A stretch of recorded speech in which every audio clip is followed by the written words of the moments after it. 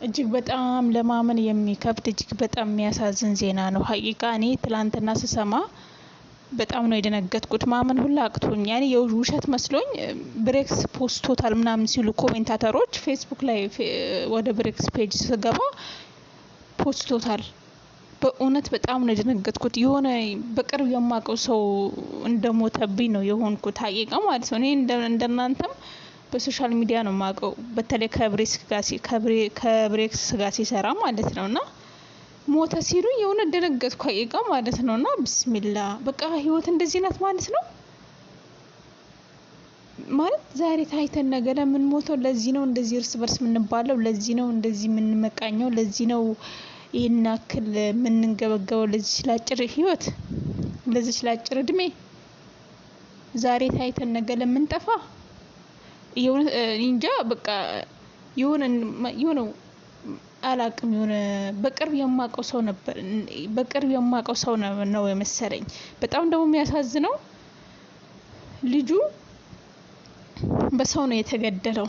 ይገርማችኋል በአገሩ ልጅ በገዛ ዘመዱ በጩቤ ተገሎ ነው የተገኘው አሉ። ወሬ ውሸት ይሁንነት አላቅም ግን ብዙዎች ልጆች እንደዛ እያሉ ነው ቲክቶክ ላይ ማለት ነውና ደግሞ በጣም የምታምር ቆንጅዬ ሚስት አለችው ዜድ የምትባለው ያው እሷ ብዙ ጊዜ ከሷ ጋር ቪዲዮ አይሰሩም ግን እሱም ራሱ በፊት ከብሬክስ ጋር ነበር የሚሰራው የነበረው ግን አንዳንዴም ቢሆን ዩቲዩብ ይሰራል። ሰሞኑ ራሱ ሰርቷል የሆነ ቪዲዮ ፊቱ ተበላሽቶ ምናምን ተጠንቀቁ ምናምን የሚል ቪዲዮ ሰርቶ አይቼው ነበረ እና እንደውም የሆነ ጊዜ ራሱ ማዲያ ተወጥቶበት ይሄ ልጅ ምን ሆነ እንደው ከጓደኛ ጋር ምናምን አውርተናል ያኔ ይሄ ልጅ ምን ሆኗል ገና በዚህ እድሜ ማዲያ ተወጥቶበት ምናምን እያለ ነበርና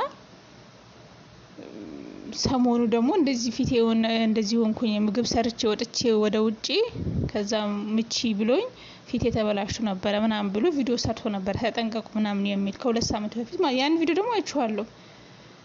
ትላንትና ድንገት ቲክቶክ ላይ ገባለሁ ሞቷል ቴዲ ራያ ሲሉኝ የእውነት ደነገጥኩ። ቢስሚላ ለመላ ቤተሰብ መጽናናቱን ይስጣቸው። በተለይ ለሚስቱ በጣም የሚዋደዱ በጣም ፍቅራቸው የሚያስቀና ባልና ሚስት ነበሩ። ወይ አይ ስደት የሞት ሞት ነው ሁለት ሞት ነው ስደት ላይ መሞት ማለት ሁለት ሞት ነው። ቀባሪ ማጣት ማለት ከባድ ነው ሀቂቃ ማለት ነው።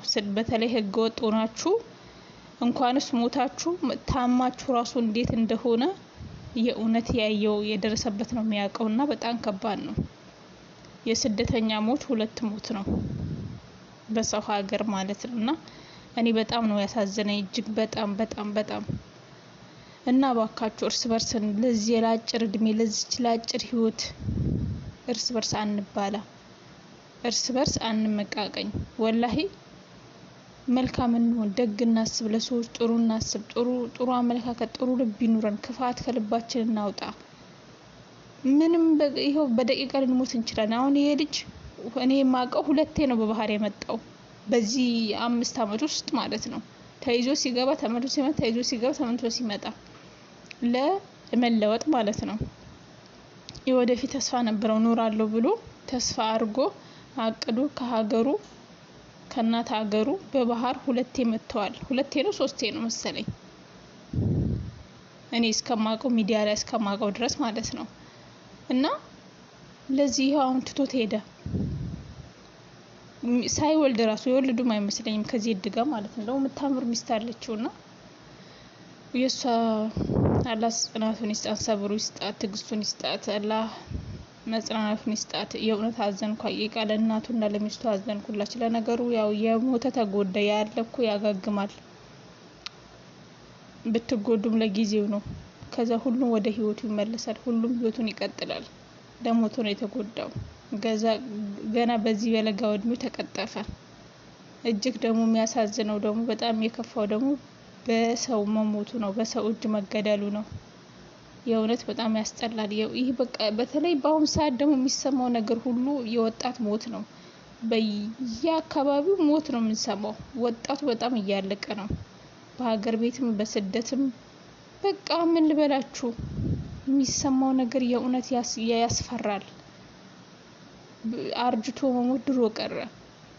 አድጋችሁ አግብታችሁ ወልዳችሁ አርጅታችሁ መሞት ይናፍቃል። በአሁን ሰዓት ድንገት በቃ ምንም በማይታወቅ ምክንያት ነው ዝም ብላችሁ ጸጥ የምትሉት ባላችሁበት ቦታና የእውነት በጣም ነው የሚያሳዝነው። ጊዜው በጣም ነው የሚያስፈራው እና ራሳችሁን ጠብቁ። በተቻላችሁ መጠን ቢያንስ እንኳን መልካም መሆን ባንችል ጥሩ መጥፎ አንሁን። መልካም መስራት ባንችል ራሱ መጥፎ ስራ እንስራ። መጥፎ ነገር አናስብ፣ መጥፎ ነገር አናቅድ። ልባችን ንጹህ ይሁን። ነገ ጥለነው ነው የምንሄደው እቺ ዱንያ። ብዙ ነገር ሞት ለኛ በህይወት ላለ ሰው አስተማሪ ነው። እኛም ተራችን ጠብቀን ነው እንጂ እኮ እኛም እኮ እንሄዳለን። ግን መቼ እንዴት በምን ሁኔታ እንደሆነ አላህ ነው የሚያውቀውና የዚህ ልጅ ሞት የእውነት በጣም አሳዝኖኛል፣ ከፍቶኛል። ሳየው በጣም አላመንኩም፣ ደነገጥኩኝ ሀቂቃ ማለት ነውና እንደነገርኳችሁ የሆነ በቅርብ የማውቀው ነበር የመሰለኝ። ብቻ ያሳዝናል፣ ያሳዝናል። የሞተ ተጎዳ፣ ለኛ ግን ትምህርት ሊሆነን ይገባል።